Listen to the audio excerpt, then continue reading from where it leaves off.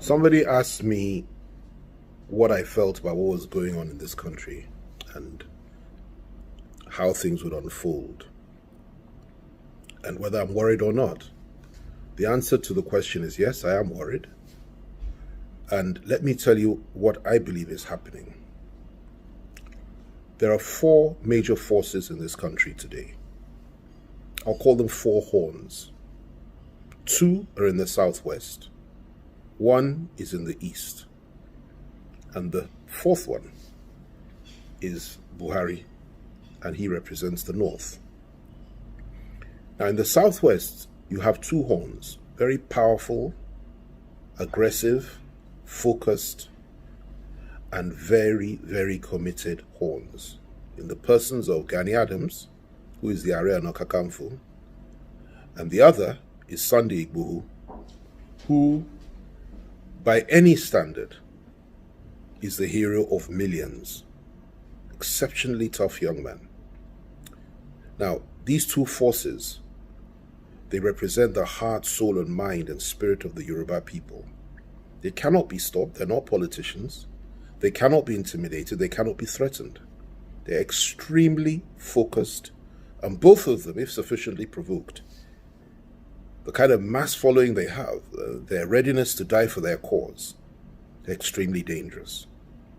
Thankfully, they're good men, and men that simply want a fair deal in a wider Nigeria for our people. Also men that are committed to the cause of Oduduwa Republic once it is clear that there can be no fair deal in a wider Nigeria. They're totally committed to that. In fact, they're simply waiting for the integrationists to offer a better deal. Outside of that, they're leaving. And when they decide to go, it would take a war to stop them. And they have the hearts of the people. In the east, you have Nnamdi Kanu. I know him, exceptionally tough, very courageous, and he has a massive following.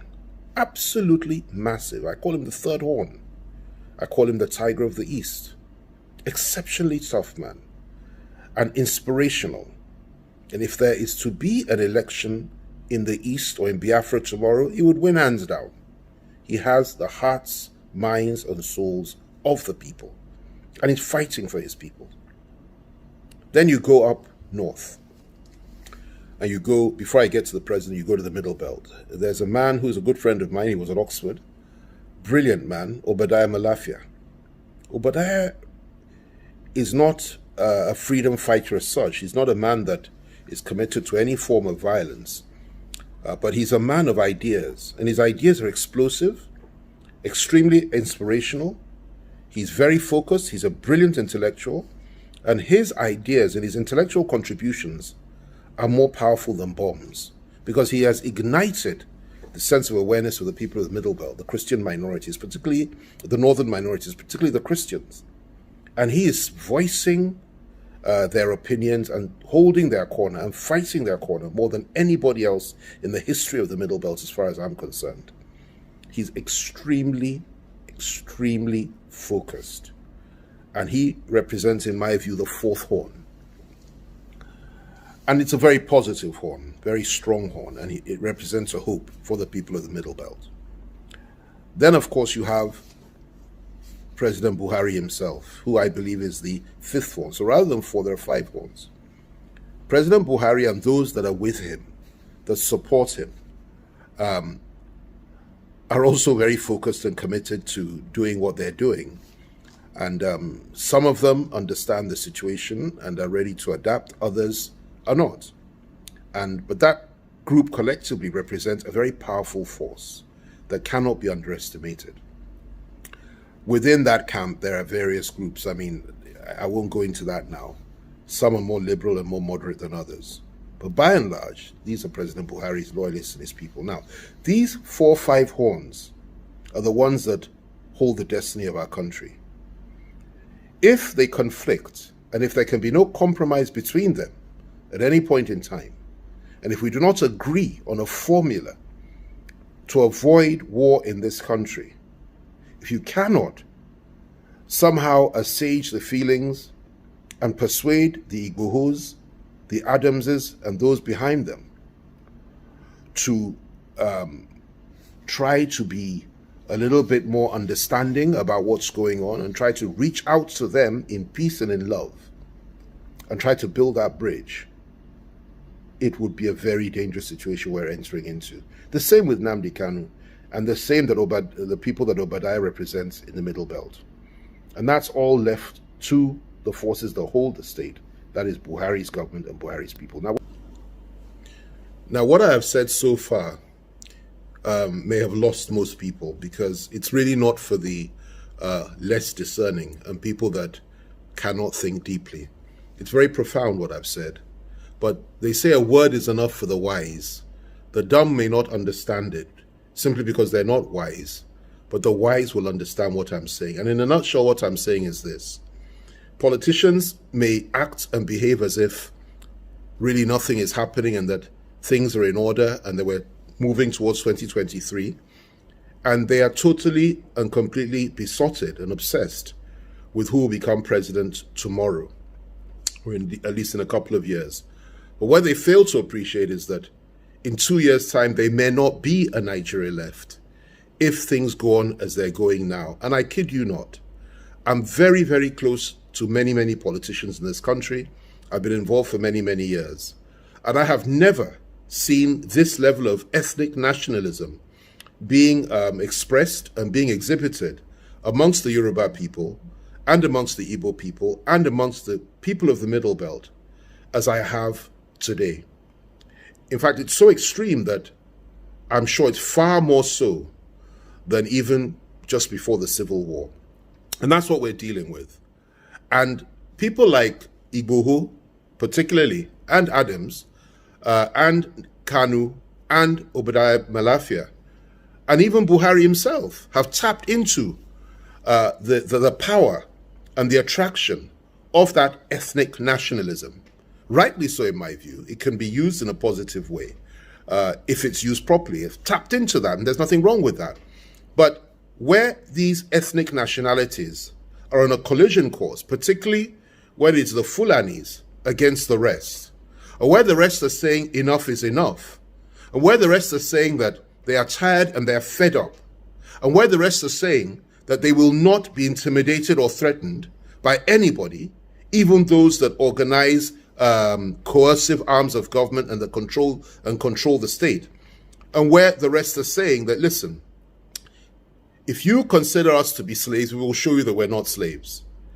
And you have people rising up in those areas, like the names that I've mentioned, like the horns that I've mentioned, to say we will defend the honor and the future of our people and will preserve the lives and property of our people no matter what. This goes beyond politics. This is about national survival. It's about the survival of our ethnic nationalities, and it's about the unity of our country. So I would urge politicians and those that cannot think very deeply to begin to think about what's going on. We're sitting on a keg of gunpowder, and we're acting as if nothing is happening. We've put our heads in the sand like an ostrich, and we're pretending that nothing has gone wrong. In the East today, people are being killed every day, being butchered by our security forces. And of course, unknown gunmen, as they call them, are also attacking not just civilians, but members of our armed forces, members of our police, and so on and so forth, which of course I do not support. I think it's wrong. Violence both ways is wrong. And two wrongs do not make a right. So what's going on there is unbelievable. In some cases, in some parts, policemen cannot even wear their uniforms now because they're scared of being attacked. And this is very sad. Same in the South. In the Southwest, you have massive militias being built up around two charismatic leaders who are prepared to go all the way if sufficiently provoked and if the state cannot guarantee the lives and properties of the Yoruba people. And let me tell you, it is only because the elders of the Southwest have been holding them back and chanting restructuring as a way out That is why the West has been a little bit restrained. This will not last for much longer. The people there are fired up and they want their own country, and you can't wish it away. The Middle Belters have been completely suppressed, subjugated, oppressed, cheated, and belittled for so many, many years now, far more than any other group in this country. They are also seeking for emancipation. They also want a way out. And that is ably reflected by the activities and words of a man like Obadiah Malaifa, like I said earlier. And then, of course, you have the core North itself, represented mainly by President Buhari and those that think like him. Not all are extreme. Some are not. And thankfully, those that are not so extreme are the ones we can reach out to and talk to. But those that are, have no place in Nigeria anymore, as far as I'm concerned, and really ought to consider going back to Chad, Niger Republic, wherever they come from, and resettle there. But as far as this country is concerned, whether you listen to me or not, whether you believe me or not, and we will have this conversation again in about 3 years' time, and I'm sure at that time you will say, yet again, FFK was proved right. But for the now, the important thing is to recognize the challenges we're facing, cause these horns to come together and negotiate and discuss the way forward. Because if we don't do that, I assure you, there will be conflict somewhere down the line. The state cannot hold these forces down by arms. The state cannot suppress the will of the people of the Southwest through arms. They cannot do it. They can't do the same to people of the Southeast. They can't kill everybody in the South. They can't kill everybody in the Middle Belt. And they cannot kill everybody amongst those in the core North that also want to change. What we need to do is to establish the fact that it is important for us to sit down and talk as nationalists and see if there's a way out of this and negotiate this thing to a point that everybody is comfortable, whether through restructuring or whatever it is. What we mustn't do is continue to act as if we don't need to talk to each other and act as if nothing will change, nothing will happen, doesn't matter how many people are killed, that the state can hold the line. The state cannot hold the line in a conflict like this. It's only a question of time. It's only a question of time. And the most important thing to recognize also is this: there are men of goodwill on all sides. We may disagree on Oduduwa, Biafra, Nigeria, or even an amalgamation of the 4 zones, the Middle Belt, the South-South, the Southeast, and Southwest coming together to form one country, and the core North going its separate way. Or we may have 5 or 6 separate countries at the end of it all. Or we may believe in an integrated Nigeria, which is restructured, we continue as one.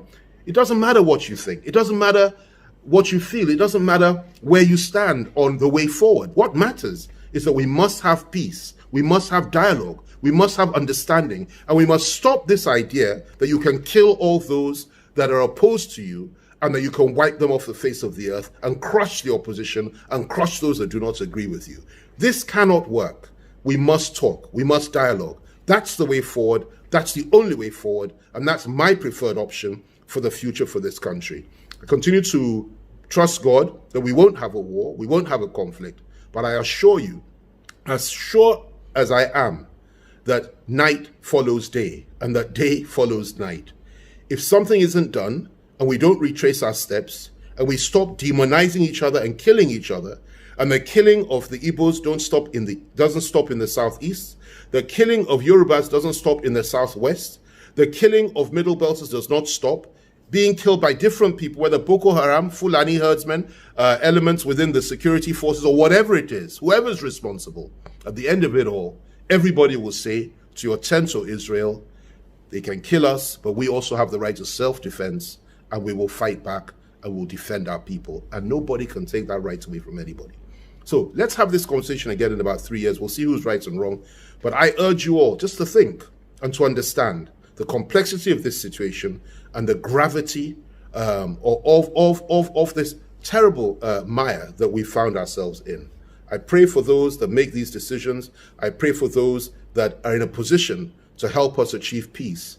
And I call for dialogue and understanding on all sides, but with justice. There must be justice. Without justice, there can be no peace. There must be justice for the people of the Southwest, for the people of the Southeast, for the people of the South, the people of the Middle Belt, and justice for the people of the core North that have also been deprived by elements within the state and denied their rights. and there must be security. That is the way forward. Talk to Adams, talk to Igboho, talk to Nnamdi Kanu, talk to Obadiah Malafia, talk to everybody. And those on the other side also need to be able to talk to elements within the Buhari government for us to now agree that we go our separate ways peacefully, or we stay together in a restructured Nigeria. I end with this. What we must not do is continue as if we don't have a problem. Because if we continue that way, believe me, 2023 will be an illusion. And even if we get there as one country, I really would pity whoever it is that would take over from President Buhari. We have some good candidates. Those that know me know who I believe is the right person. I've identified who I think ought to be the president of this country. But the question for me today is that, will there be a Nigeria in 2023? I pray so. I hope so. But at the same time, I will never deny the right of my people in the Southwest for self-determination if that is what they want to do. And I would not expect anybody to deny others the right to have the same principle of self-determination exercised in their zone. That is the way of life. That is what you call freedom and liberty, and that is what we demand. May God bless you all, and thanks for listening to me. Bye for now. Yeah.